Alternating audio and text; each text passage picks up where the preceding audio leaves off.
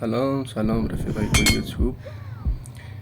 امروز براتون یه فایل معرفی و فایل هدشات براتون آوردم که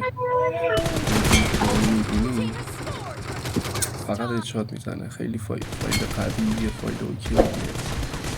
بعد اینکه فایل فقط تو مپ کلاسیک مثلا رنج یا لیویک یا ارنگل اینا کار میکنه و تو تیدی نیست. بعد فایل رمز داره که وسط های ویدیو در ادامه ویدیو براتون گذاشتم، میتونید ویدیو رو نگاه کنید، رمزش رو پیدا کنین. فایلش هم تو کانال تلگرام گذاشتم، میتونید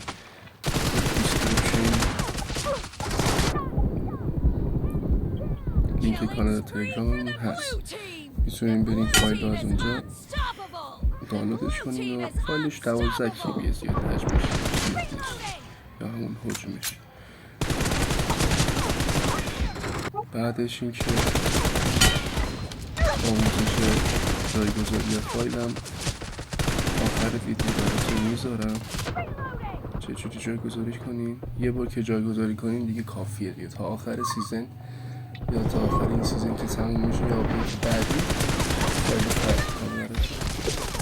رمزش هم به صورت 2 رقمی در ادامه ویدیو براتون گذاشتم، نگاه کنین تا بتونید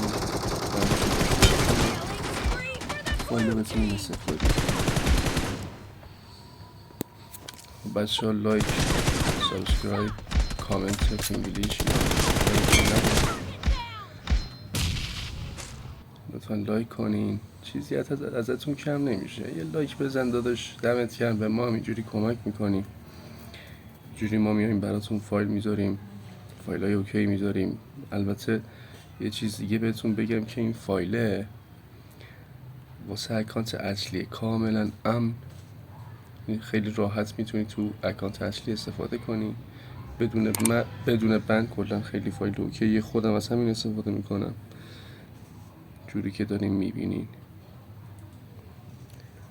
که اومدیم تو مپ لیویک، داریم همینجوری هدشات میزنیم و لیمیا رو جمع میکنیم. و اگه مشکلی داشتین در مورد تنظیمات مثلا پابجی، تنظیمات بیسی کنترل یا تنظیمات ادوانسد کنترل یا گرافیکی باشه، هرچی باشه، تو کامنت ها برامون بنویسین. من کامنت ها رو هر روز دارم چک میکنم، نگاه میکنم. هر مشکلی داشتین من کامنت رو میخونم، بر اساس همون مشکلتون من ویدیو درست میکنم و میذارم براتون تو کانال یوتیوب. ما هر روز در حال ویدیو گذاشتنیم. اگه درخواستی، پیشنهادی، هر چی داشتین برامون تو کامنت ها بنویسین. دمتون گرم، تا ویدیوی بعدی، بدرود.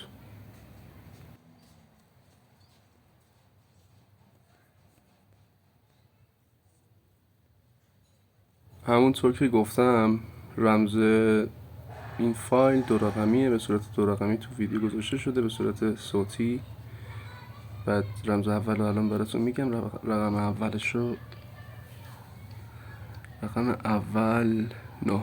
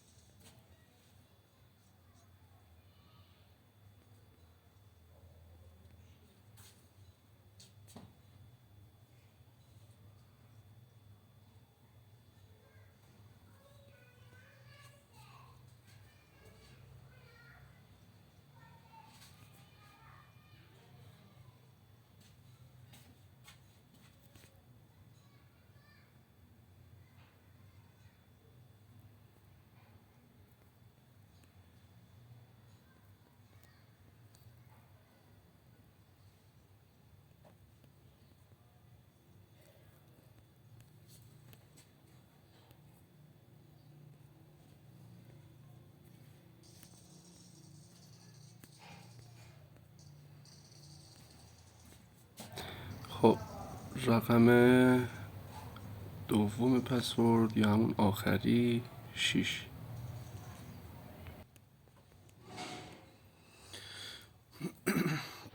دارم ویدیو میگیرم، داره همین یکم لگ داره.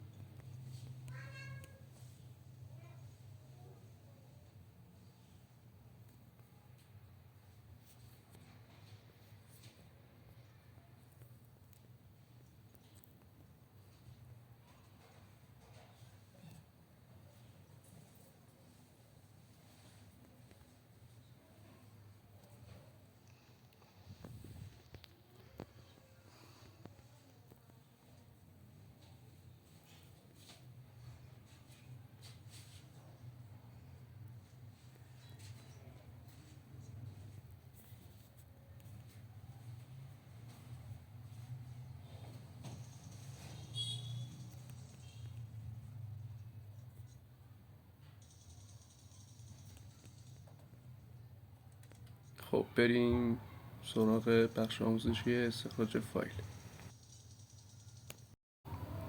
خب رسیدیم بخش آموزش استخراج کردن فایل. بعد از اینکه فایل رو از تو کانال تلگرام دانلودش کردین، وارد برنامه زید آرشیور میشیم که این برنامه رو تو کانال تلگرام براتون گذاشتم، میتونید دانلود کنین.